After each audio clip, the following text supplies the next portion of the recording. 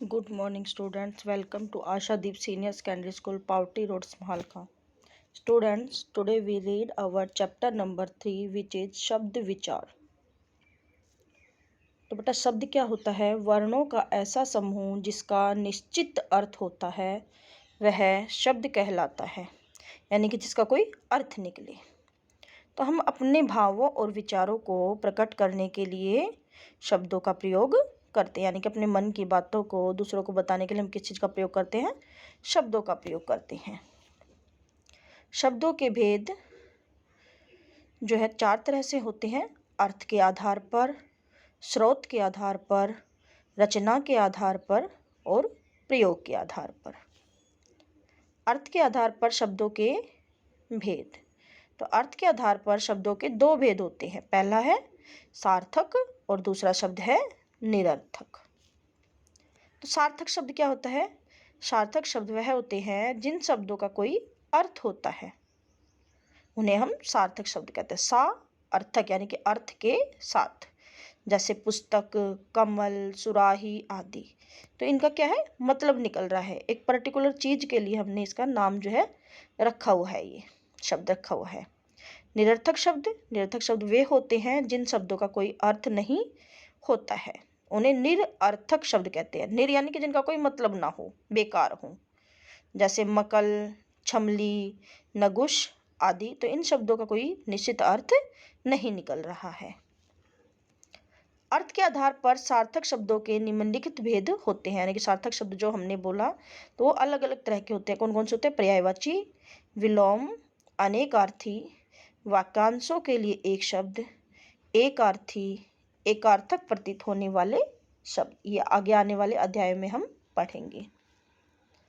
फिर है स्रोत के या उत्पत्ति के आधार पर शब्द के भेद. उत्पत्ति के आधार पर शब्द के 4 भेद माने होते हैं, यानी 4 भेद माने गए हैं: तत्सम शब्द, तद्भव शब्द, देशज शब्द, विदेशी या आगत शब्द. तत्सम शब्द संस्कृत के ऐसे शब्द जिनका हिंदी में उसी रूप में प्रयोग होता है, यानी कि जो हम संस्कृत में यूज करते थे वही हम हिंदी में उसको एज इट इज यूज करते हैं, तो उन्हें हम तत्सम शब्द कहते हैं. जैसे सूर्य, मयूर, दंत, ग्राम, नृत्य आदि. नेक्स्ट है तद्भव शब्द.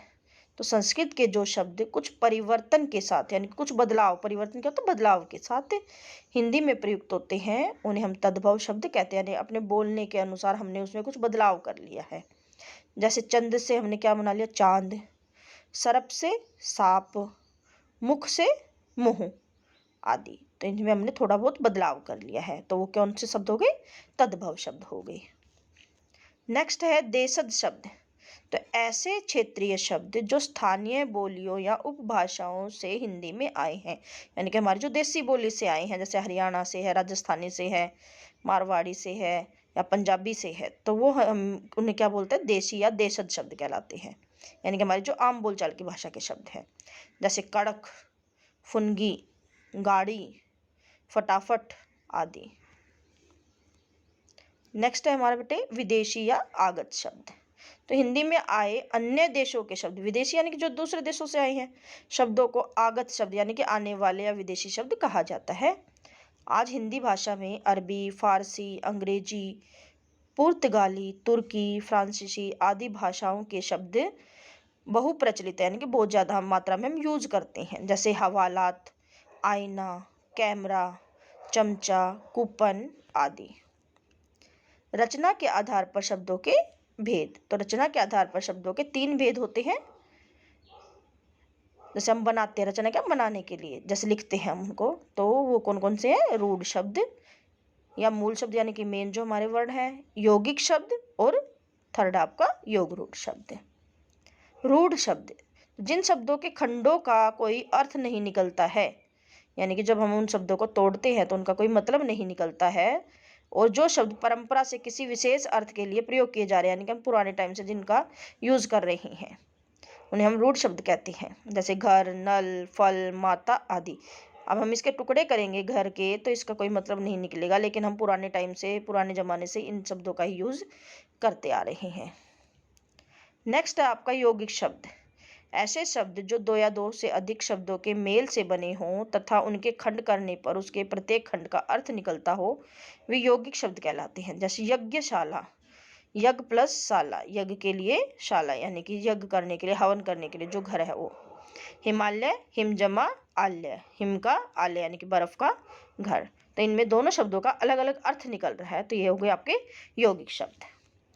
थर्ड है आपका योग रूढ़ शब्द। ऐसे यौगिक शब्द जिनका प्रयोग किसी विशेष अर्थ में ही होता है, उन्हें योग रूढ़ शब्द कहते हैं, यानी कि किसी विशेष व्यक्ति के लिए, किसी विशेष चीज के लिए जिसका हम यूज करते हैं। जैसे दशानन, लंबोदर, नीलकंठ आदि। तो दशानन 10 है, आनंद जिसके 10 सिरों वाला, किसके लिए हम यूज करते हैं?